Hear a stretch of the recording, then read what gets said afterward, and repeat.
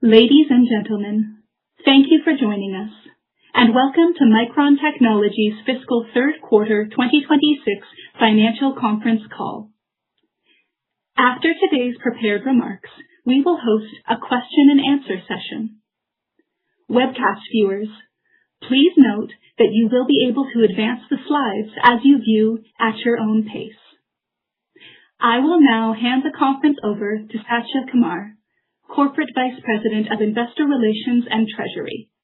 Satya, please go ahead. Thank you, and welcome to Micron Technology's fiscal third quarter 2026 financial conference call. On the call with me today are Sanjay Mehrotra, our Chairman, President, and CEO, and Mark Murphy, our CFO. Today's call is being webcast from our investor relations site at investors.micron.com, including audio and slides. In addition, the press release detailing our quarterly results has been posted on the website along with the prepared remarks for this call. Today's discussion contains forward-looking statements that are subject to risks and uncertainties. These forward-looking statements include statements regarding our future financial and operating performance and our business model, as well as trends and expectations in our business, customers, market, industry, products, and regulatory and other matters. These statements are based on our current assumptions, and we assume no obligation to update these statements. Please refer to our most recent financial reports on Form 10-K, Forms 10-Q, and other filings with the SEC for more information on the risks and uncertainties that could cause actual results to differ materially from expectations. Today's discussion of financial results is presented on a non-GAAP financial basis unless otherwise specified. A reconciliation of GAAP to non-GAAP financial measures can be found on our website. I'll now turn the call over to Sanjay. Thank you, Satya. Micron delivered an exceptional fiscal Q3 with significant records in revenue, gross margin, and EPS, all exceeding the high end of our guidance.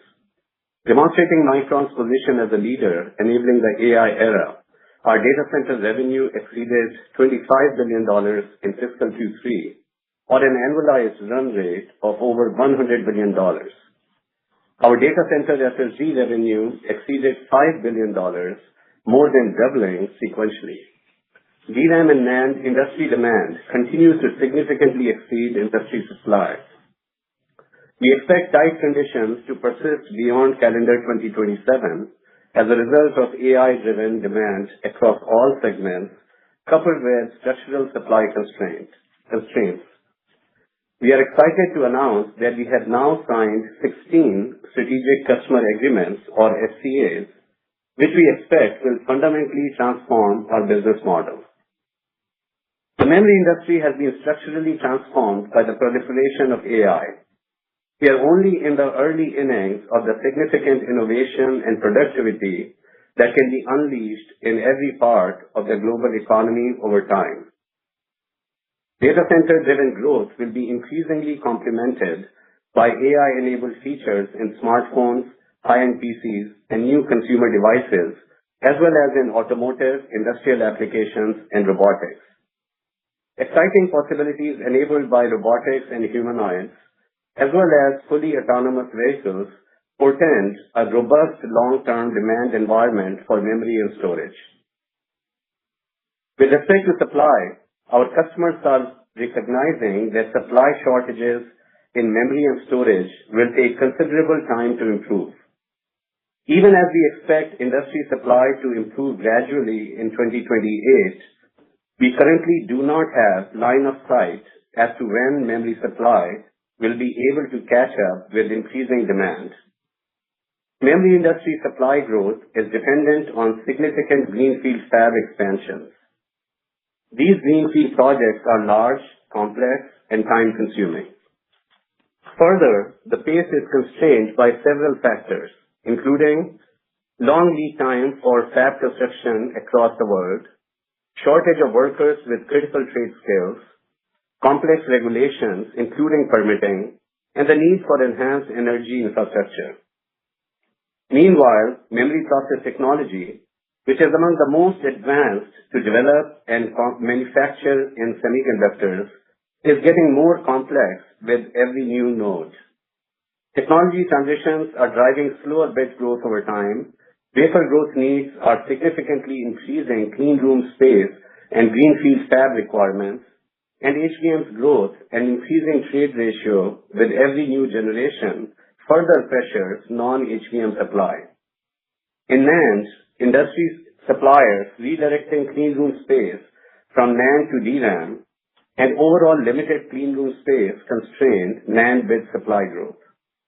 These factors, taken together, mean supply is structurally constrained in its growth and ability to meet industry demand, despite our comprehensive efforts to increase supply. AI systems are powered by GPU, ASIC, and CPU designs from an increasingly broad set of suppliers. However, they all share one important characteristic. AI system performance is architecturally dependent on memory subsystem performance and capacity. This has given rise to more complex memory hierarchy that is providing greater differentiation opportunities for Micron than at any time in our history. It has also elevated the role of memory in the AI world to a strategic asset.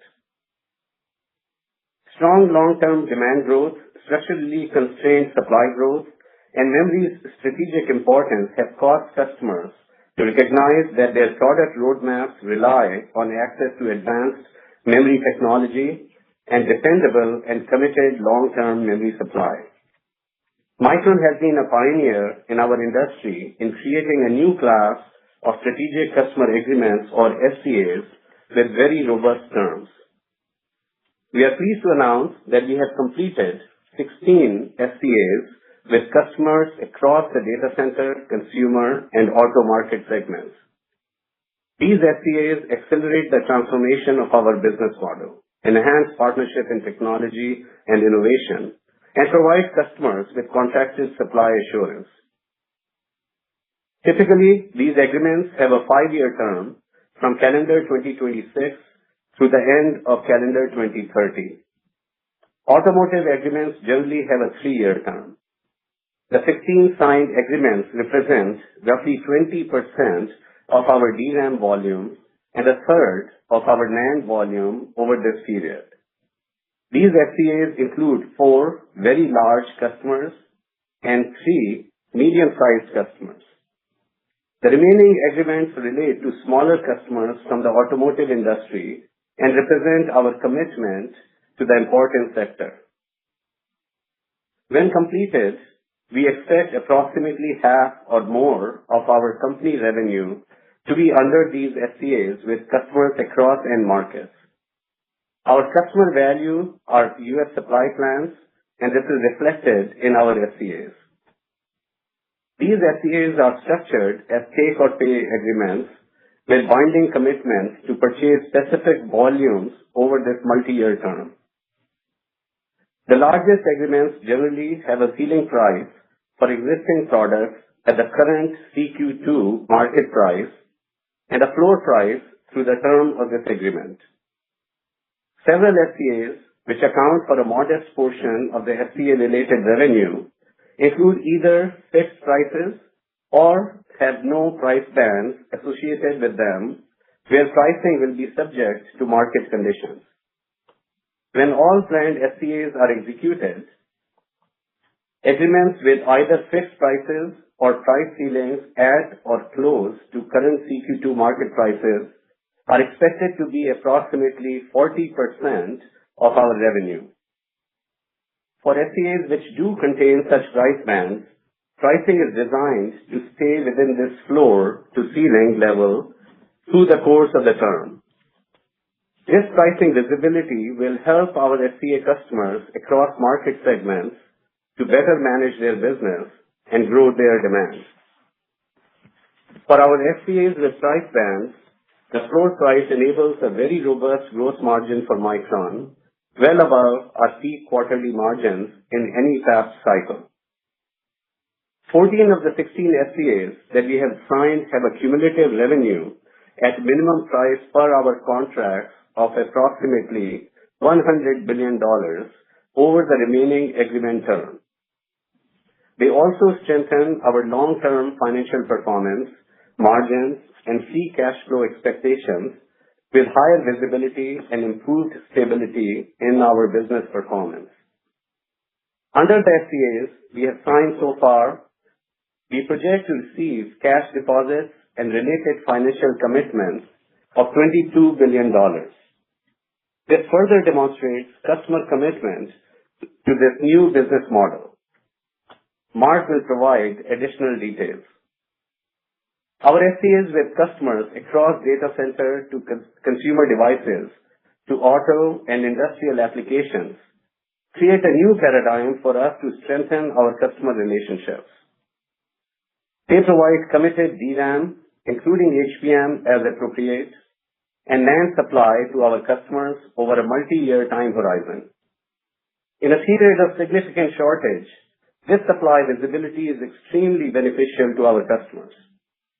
The visibility enables our customers to leverage SCA supply to make progress on their strategic plans, drive growth, and enable their end consumers to benefit from their products and services.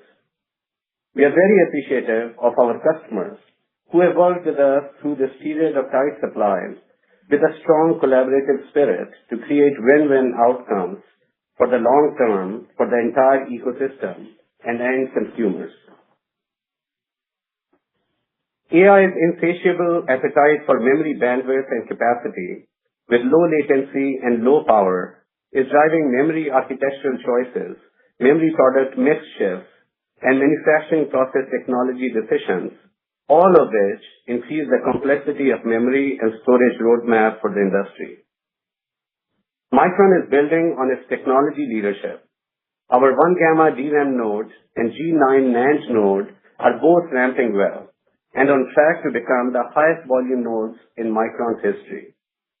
Development of our next generation DRAM and NAND nodes are also progressing well and are on track to begin volume production in the second half of calendar 2027. We are leveraging our leadership DRAM and NAND nodes across our product portfolio. HBM4 12-high volume ramp is tracking twice as fast as HBM3E 12-high, and we have already shipped over $1 billion in HBM4 revenue. We expect to reach mature yields on HBM4 12-high significantly faster than HBM3E 12-high. Please see our earnings press release for other highlights across our HBM, high-capacity DDR, and LP server DRAM, data center SSD, PC, smartphone, and automotive product portfolios. We expect future memory demand will continue to skew towards higher performance and higher value products whose complexity carries higher costs per bit. Transitions like LP5 to LP6, DDR5 to DDR6, and newer generations of HBM all come with rising bit costs. This trend, along with the ramp of significant greenfield capacity in the years ahead, is projected to cause the blended DRAM cost per bit to rise from current levels. Our customer SCAs provide for appropriate price premiums for such new products to be negotiated in the future. Turning to our end markets, AI is driving unprecedented growth in data centers, with industry data center DRAM and NAND bit shipments in calendar 2026 expected to more than double from 2 years ago. Agentic AI is structurally reshaping data center infrastructure, extending beyond accelerator-only racks to include CPU racks for the agent control plane and program execution, and storage racks for rapidly expanding context store. We now expect calendar 2026 industry server units to grow high teens % above our prior expectations of low double digits, driven by mid-teens growth in traditional servers and even stronger growth in servers with AI accelerators. We estimate that this increase in our server unit growth expectation is enabled by a modest reduction in average server DRAM content growth as customers focus on maximizing unit shipments amid a very tight allocation of memory. In NAND, AI context memory storage and HDD displacement opportunities are expanding the addressable market for SSDs. PC and smartphone industry revenue is expected to grow despite unit volume declines, reflecting resilient demand for high-end devices at higher prices across end device categories. Agentic AI platforms such as OpenClaw and NemoClaw elevate the value of edge devices, enabling improved tokenomics, greater privacy and latency, and more efficient orchestration of AI between the cloud and edge.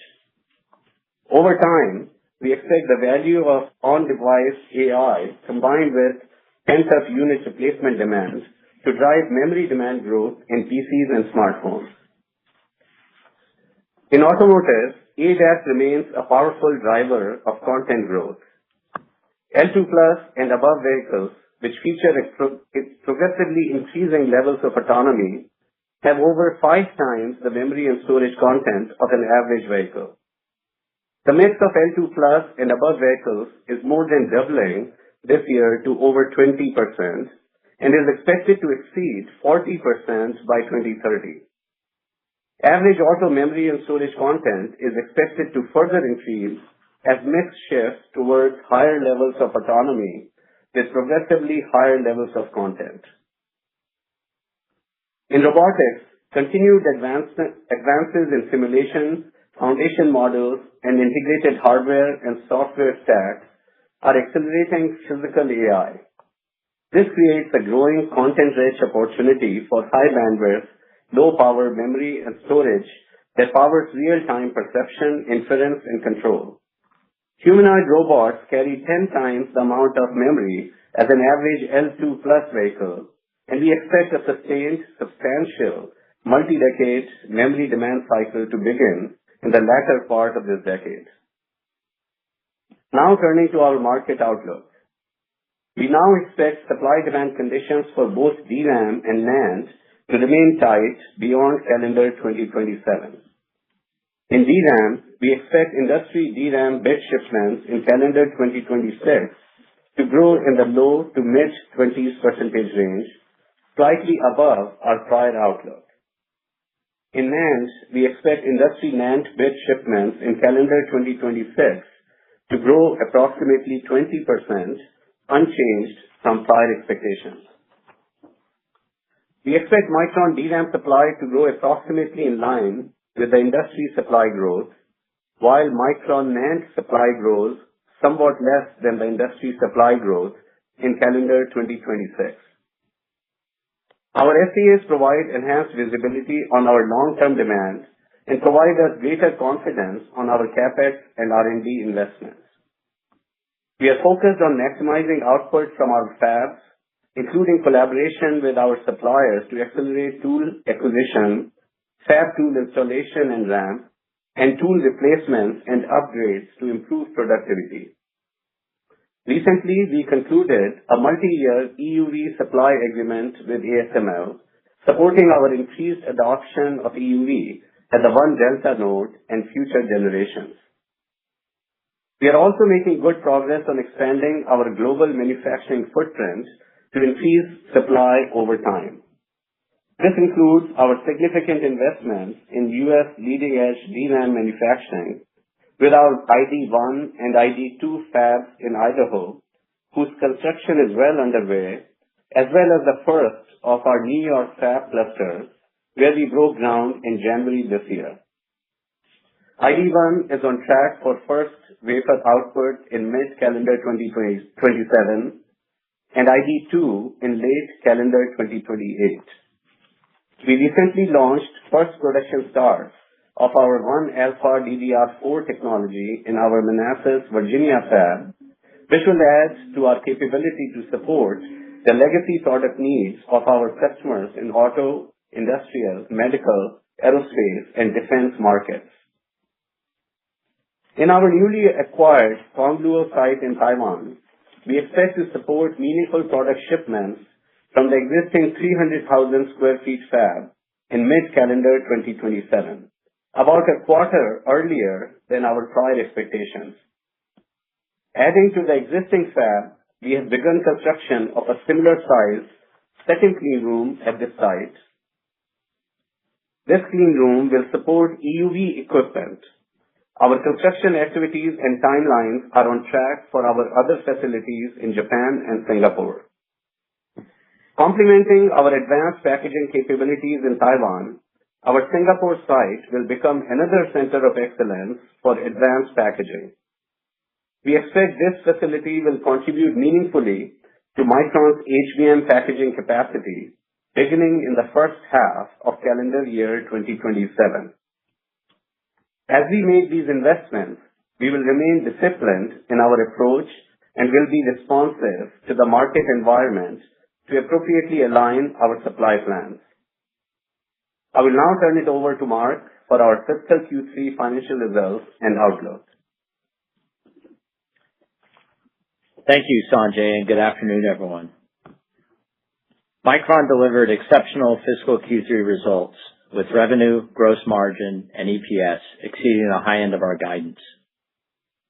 Our results and today's outlook underscore the increasing value of memory in the AI era and the structural strength of our business. As mentioned, we have entered into 16 strategic customer agreements. For SCAs with defined price, either fixed or subject to floor and ceiling pricing, in accordance with the revenue accounting standard, we are disclosing remaining performance obligations, RPO, starting this May quarter. RPO at the end of fiscal Q3 was over $5 billion. For the SCAs that we have entered into so far, including ones executed after the end of fiscal Q3, RPO is approximately $100 billion. RPO is determined based on minimum committed volumes and minimum pricing and reflects inherently conservative estimates. RPO is not indicative of the total revenue we expect to recognize in future periods. As such, we expect revenue to well exceed associated RPOs over the term of the agreements. As Sanjay mentioned, we project to receive cash deposits and related financial commitments of $22 billion under the SCAs we have signed so far. The overwhelming majority of these commitments, approximately $18 billion, will be in the form of cash deposits. When all targeted SCAs are completed, we expect to have substantially higher levels of SCA customer deposits and related commitments. These customer deposits will show up on our balance sheet more in fiscal Q4. The cash flows associated with customer deposits appear in financing related cash flows and will not affect our free cash flow. This cash will be returned to customers over time towards the latter half of the agreement term. We are excited with our progress in signing these SCAs, which will strengthen our long-term financial performance and drive enduring, robust ROI for the company over time. Total fiscal Q3 revenue was $41.5 billion, up 74% sequentially and up 346% year over year, representing our fifth consecutive quarterly revenue record. The $17.6 billion sequential increase is the largest in our history, eclipsing last quarter's $10.2 billion record. Fiscal Q3 DRAM revenue was a record $31.3 billion, up 343% year over year, and represented 76% of total revenue. Sequentially, DRAM revenue increased 67%. Bit shipments were up low single-digit percentage range. Prices increased in the low 60s percentage range, driven by tight industry conditions and favorable mix. Fiscal Q3 NAND revenue was a record $9.9 billion, up 361% year over year, and represented 24% of total revenue. Sequentially, NAND revenue increased 99%. Bit shipments increased in the mid-single-digit percentage range. Prices increased in the mid-80s percentage range, driven by tight NAND industry conditions and a favorable mix. The consolidated gross margin for fiscal Q3 was 84.9%, up 10 percentage points sequentially. This improvement was driven primarily by higher pricing and also benefited from continuing strong execution and favorable mix. Fiscal Q3 gross margin more than doubled from a year ago and was a new company record. Now, turning to quarterly financial performance by business unit. Cloud Memory Business Unit revenue was a record $13.8 billion and represented 33% of total company revenue. CMBU revenue was up 78% sequentially, driven by higher pricing and bit shipments. CMBU gross margins were 83%, up 9 percentage points sequentially, driven by higher pricing. Core Data Center Business Unit revenue was a record $11.5 billion and represented 28% of total company revenue. CDBU revenue was up 103% sequentially, driven by higher pricing and a favorable mix. CDBU gross margins were 87%, up 12 percentage points sequentially, driven by higher pricing. Mobile and Client Business Unit revenue was a record $11.5 billion and represented 28% of total company revenue. MCBU revenue was up 49% sequentially, driven by higher pricing, partially offset by lower bit shipments. MCBU gross margins were 87%, up 9 percentage points sequentially, driven primarily by higher pricing and helped by favorable mix. Automotive and Embedded Business Unit revenue was a record $4.6 billion and represented 11% of total company revenue. AEBU revenue was up 71% sequentially, driven by higher pricing and higher bit shipments. ABU gross margins were 79%, up 11 percentage points sequentially, driven by higher pricing and favorable mix. Operating expenses in fiscal Q3 were $1.5 billion, up $97 million quarter over quarter. The sequential increase was due to higher variable compensation expense from the strong performance of the business. We generated operating income of $33.7 billion in fiscal Q3, resulting in an operating margin of 81.2%, up 12 percentage points sequentially and 54 percentage points year over year. Fiscal Q3 taxes were $5.1 billion on an effective tax rate of 14.9%. Non-GAAP diluted earnings per share in fiscal Q3 was $25.11, up 106% sequentially. Turning to cash flow and capital expenditures. In fiscal Q3, operating cash flows were $25.4 billion. Capital expenditures were $7.1 billion, resulting in free cash flow of $18.3 billion. Fiscal Q3 free cash flow was a quarterly record for the company. Ending inventory for fiscal Q3 was $8.6 billion, with days of inventory at 120. DRAM inventories are very tight and below 120 days. We reached record levels of cash and investments of $30.2 billion at quarter end. During fiscal Q3, we reduced debt by $4.4 billion, including a cash tender offer that reduced senior notes by $4.3 billion. The weighted average maturity on our outstanding debt is April 2035. We closed the quarter with $5.7 billion of debt and a net cash balance of $24.4 billion. This fiscal year, we received upgrades from all three major credit rating agencies, including an upgrade to BBB+ on the strength of our technology and product position, financial outlook, and strong balance sheet.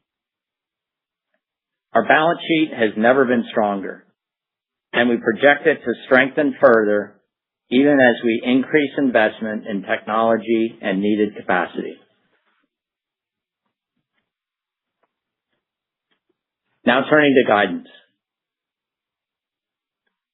We expect fiscal Q4 revenue to be a record $50 billion, plus or minus $1 billion. Gross margin to be approximately 86%, and operating expenses to be approximately $1.65 billion. Based on a share count of approximately 1.15 billion shares, we expect EPS to be a record $31 per share, plus or minus $1. Our fiscal Q4 gross margin outlook reflects a meaningful moderation in the rate of price increases. We project operating expenses to increase by approximately $1 billion in fiscal 2027 as we expand R&D to support an unprecedented set of opportunities in memory and storage. We expect operating expense increases to be weighted to the second half. We expect a fiscal Q4 and fiscal 2026 tax rate of around 15%. Micron continues to invest in a disciplined manner across our global footprint to address customer demand. As a reminder, our CapEx is net of anticipated government incentives.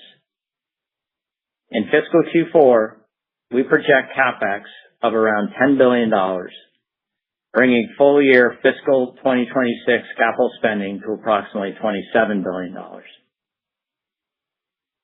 We expect quarterly CapEx in fiscal 2027 to be above fiscal Q4 levels, with more than half the increase year over year in fiscal 2027 from construction CapEx as we pull in clean room capacity required to address long-term demand. We forecast free cash flow to increase substantially again in fiscal Q4. From December 9th, 2026, the second anniversary of the signature of our definitive CHIPS agreements, we intend to increase our capital return. Over time, we expect to return 100% of our excess cash to shareholders.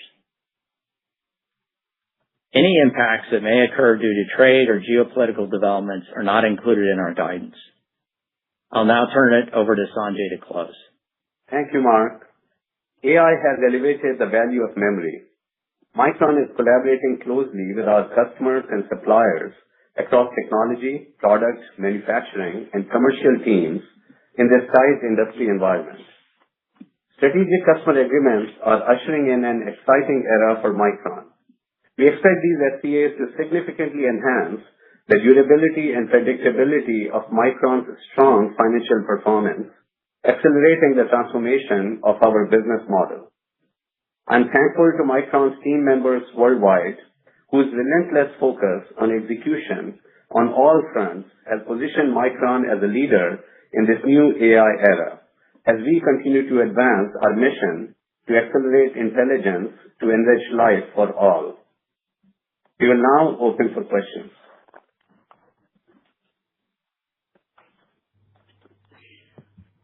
We will now begin the question and answer session. Please limit yourself to one question and one follow-up. If you would like to ask a question, please press *1 to raise your hand. To withdraw your question, press *1 again. Your first question comes from the line of Timothy Arcuri with UBS. Your line is open. Please go ahead. Hi, Sanjay, I think we're all trying to figure out how much is locked in kind of a floor price scenario over the next 5 years. And there were two things you said. You said that 14 of the 16 SCAs have $100 billion in cumulative revenue. So that sort of says like $20 billion a year at like a floor price, which is way below the run rate that you just guided.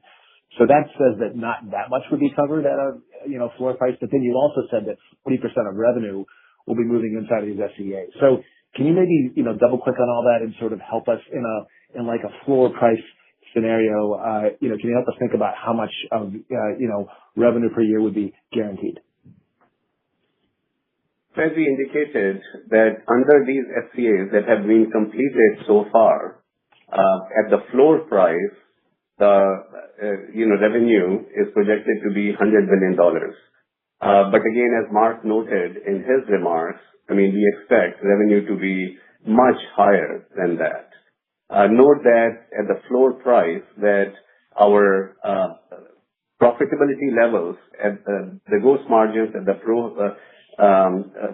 floor prices are higher than peak margins at any time in the past. And so overall, about 20% of DRAM and about 30% of our NAND volume is covered in these SCAs so far. So that amounts to about 25% of our revenue that you can project over the term of these agreements. So again, RPO at the floor price is to be reported as an accounting measure, but we fully expect that the revenue will be much higher than that. Got it. And then with respect to just how these layer in, Mark, how much of the August quarter revenue, for example, will be flowing under an SCA? I'm just trying to figure out how to layer that into the model. And when you get to a full run rate where by next fiscal Q4, will you be at sort of a full run rate of, what's being covered, under these SCAs? Can you help us sort of feather that in? Yeah, Tim. So you'll see a disclosure in the Q, which will disclose the next 12 months revenue associated with each set of agreements that have an RPO. So, for example, for those that closed within Q3, you'll see an RPO of $5 billion, over $5 billion, and you'll see a next 12 months associated with that of about $1.8 billion. And that is because those are some of the smaller agreements that Sanjay mentioned, automotive agreements. Now, in the fourth quarter, as Sanjay mentioned, you will see an RPO reported, on these 14 of the 16 agreements.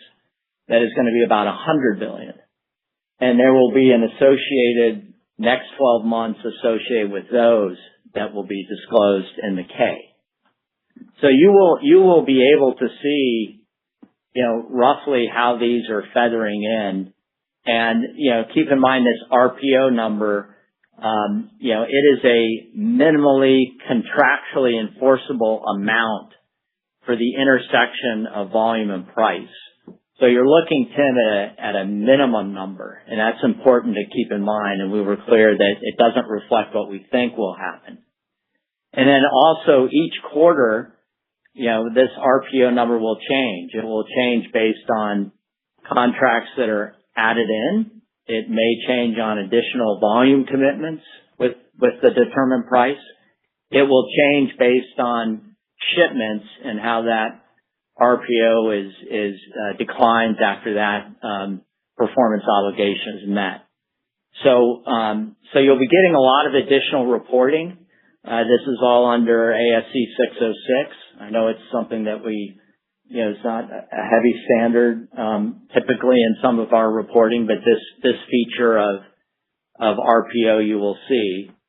I also want to emphasize, as Sanjay mentioned, that even at the floor price, and eventually we anticipate about 40% of our revenue being under this sort of RPO related commitments. That even under the floor price, we expect the margins to be significantly above prior peak margins. Okay. Thank you both. Your next question comes from the line of Joseph Moore with Morgan Stanley. Your line is open. Please go ahead. I also wanted to ask about the LTAs. Can you talk about the role of the cash deposit? Should we think of that as being sort of an escrow collateral account where if people cancel, you would have access to cash? Like if it's not revenue, like sort of what is the point of the deposit and what is the relationship of those deposits with the RPO if there is one? Yeah, Joe, on the deposits. So, we mentioned that we have $22 billion of deposits and financial commitments associated with the agreement signed to date as of this call. $18 billion approximately of that is cash deposits. We'll receive those deposits. We received about $400+ million in the third quarter. We'll receive about another $10 billion in the fourth quarter, and you will these will be seen cash deposits. They'll be seen in financing cash flows. They will not affect free cash flow. They are held by us during the performance commitments of the agreements, and as those agreements are satisfied, those deposits will be returned over time, but heavily weighted to the back half of the agreements. The difference between the $22 billion and the 18, so roughly the $4 billion of others, is letters of credit.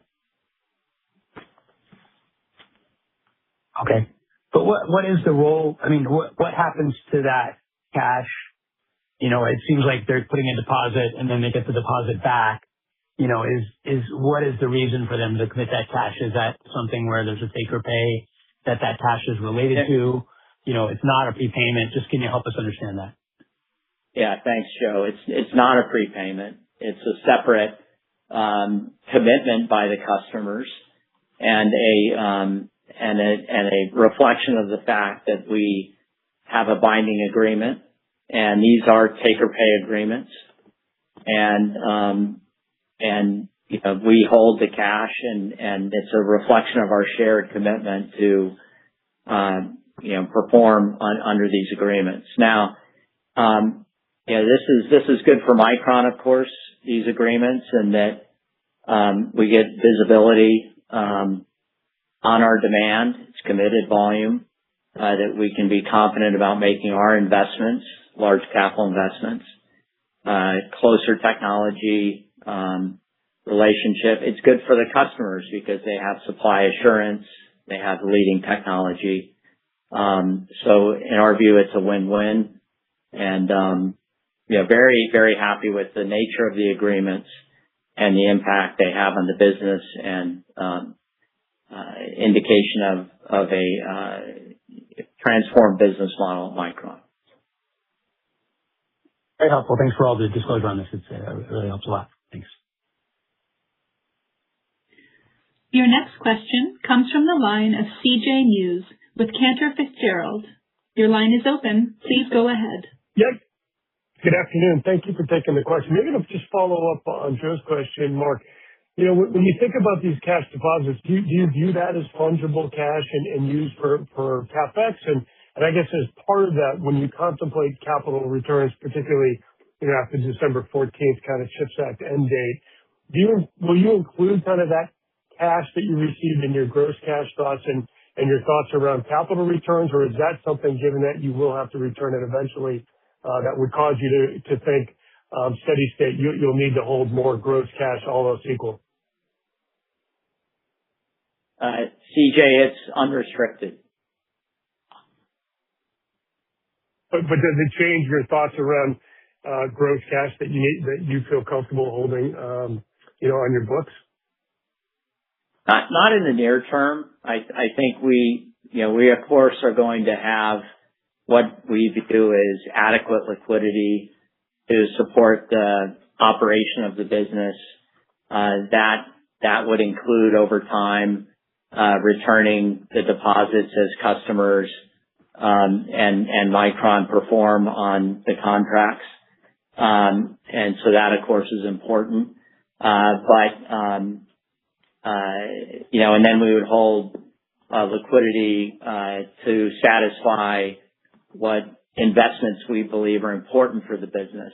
We've got a lot of, we've got large projects underway to provide supply and also, R&D programs. So, and again, I'll emphasize that, the customers, as I mentioned earlier, they will get this return deposit back in the latter half of the agreement. Perfect. And then maybe as a follow-up on HBM revenues, could you kind of share how you're thinking about both your market share and perhaps total revenues into calendar 26? And, is there an expectation into calendar 27 that you can bridge margins there closer to what you're getting on D5, or is that a place that will be, permanently below, that D5 level? Thanks so much. So with respect to HBM, first of all, very, very pleased with our HBM4 product and Micron's shipments already of HBM4 of over $1 billion. HBM market share, we strategically are choosing it to be close to our DRAM share. And this is important because of the trade ratio of HBM. It consumes, as you know, a significant amount of wafers and puts pressure on non-HBM supply in the industry. Targeting our HBM share close to our DRAM share strategically enables us to supply our diversified end markets, customers across all end markets, data center, consumer, automotive, industrial, the markets that need non-HBM supplies. Regarding your question on pricing for next year, we are really not commenting on pricing, but certainly HBM is a product where Micron has a strong leadership position. We have demonstrated tremendous success now with HBM3E 8 high, HBM3E 12 high, and now with HBM4, and a strong roadmap ahead of strong confidence in our ability to execute to that. And it is a higher price product, compared to non-HBM on a per bit basis. And it is a product that is critically important for the entire AI ecosystem from data center to edge. So strategically, it is a very important product for us, and it is a product that does provide strong ROI as well. Thank you. Your next question comes from the line of Vivek Arya with Bank of America Securities. Your line is open. Please go ahead. Thanks for taking my question. For the first one, Sanjay, you mentioned, I think, 4 large and 3 medium-sized customer agreements, and I'm curious how many of them are related to the data center. Should we expect more data center-related announcements? And the $100 billion, does that align with the large and medium-sized, or does it align with the smaller size customers? I guess I'm still trying to figure out what is the typical SCA with the data center customer. Have you given enough breadcrumbs for us to figure out what a data center SCA looks like over the next few years? So our large customers include, data center, and the large and medium customers that you mentioned, and of course, including our smaller customers, they do go across data center, consumer, and automotive markets. And we have provided you color on the large agreements have, of course, generally have ceiling price, have a price band which has a floor as well as a ceiling, and the ceiling is established at the CQ2 price levels. And of course, that that CQ2 price levels are reflected in our FQ3 results as well as FQ4 guidance, and they provide for unprecedented levels of profitability. And those price bands also provide for floor prices, where the gross margins are well above the peaks at any past cycle in company's history.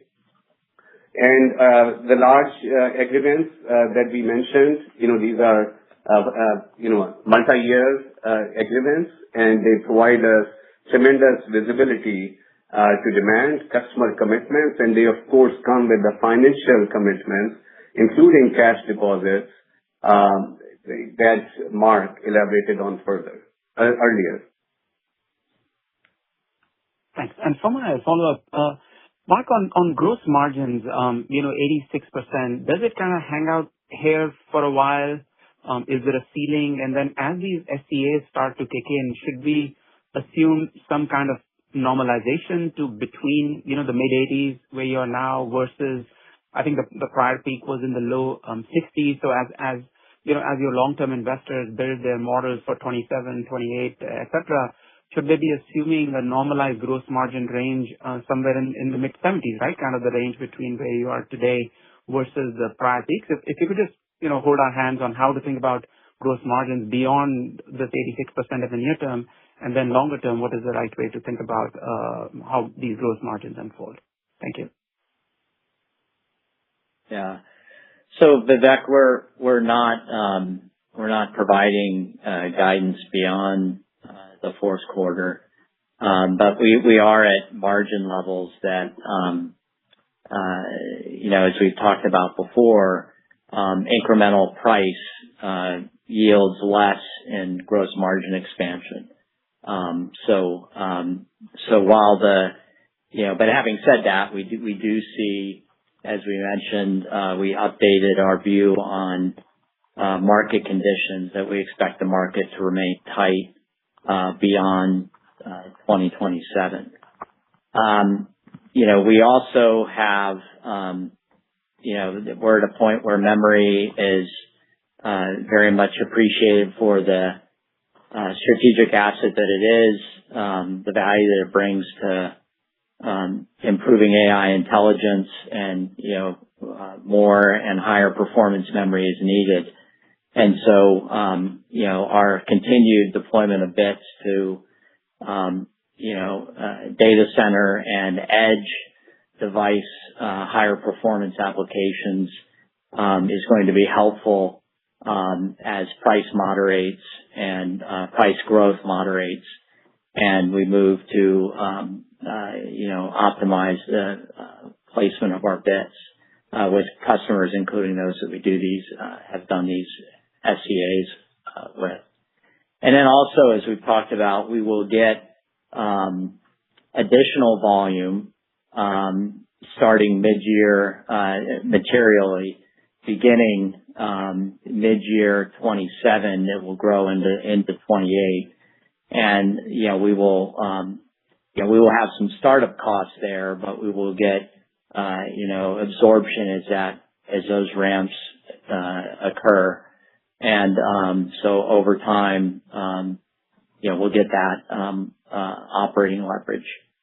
So I think we feel great about the trajectory of the business, Micron's technology position, world-class product portfolio.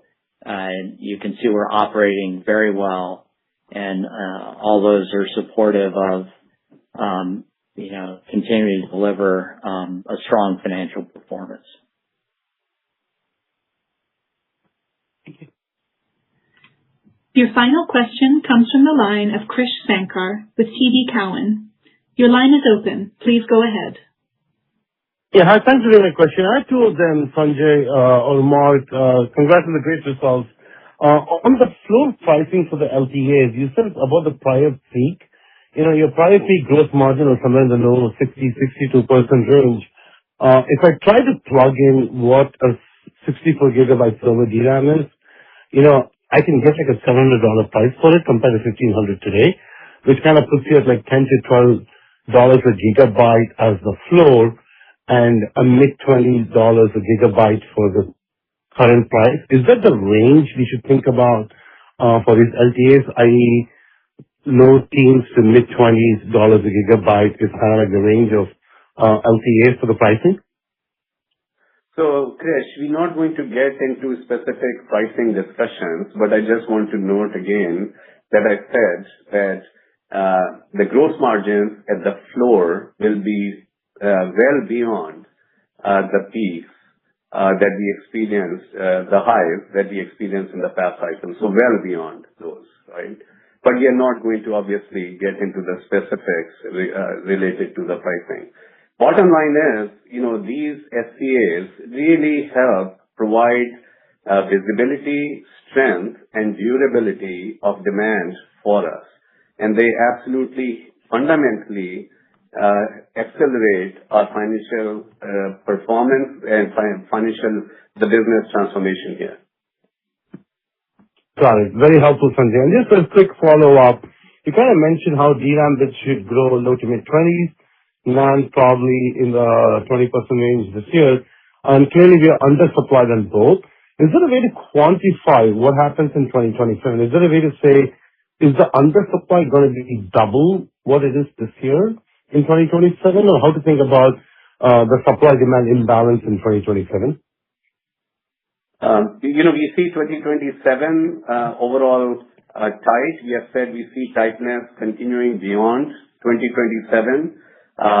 Working hard to bring up a supply, but we have shared with you that it takes a long time to bring up the additional capacity that is needed to support the customer demands, the additional wafer capacity, and of course, technology transitions and the less bit gain that they give per node, as well as the HBM trade ratio put tremendous pressure on the overall supply growth as well. So supply, even in 2028, when supply begins to improve gradually, we see that the demands will continue to be on a robust trajectory as well, because these AI trends are very long-term trends. AI is still in very, very early innings.